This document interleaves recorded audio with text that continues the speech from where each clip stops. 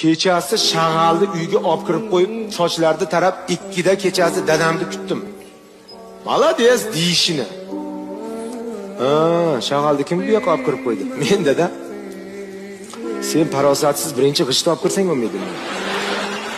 Rahmat yo'q. Polvon, yigir. Tepa o'tib ketyapti dadani.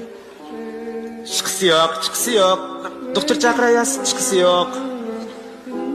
Yo, dada bilan biz dada bor-ku, dada. Dada dunyo bo'yicha buyuk odam edi men uchun. Hammani dadasi ham o'ziga shunaqa edi-yu. Hech narsani hal qilmaydigan odam dada hal qilardi. Dada eng buyuk odam edi. Men uchun ham, hammamiz uchun ham. Dada bilan so'rashish, dadang chaqiryapti deyish bor-ku. Nima qildim ekan meni? Nima meni chaqiradi? Urganidan rasmini olib, oynada uyda xonaga kirib, "Va dada, nima meni urishaverasiz? Nima boshqa bolalarni urishmaysiz? Nima men yomon, meni topganmisizlar? Mana o'g'lingizni urishing, bugun gapiraman" deb repetitsiya kecha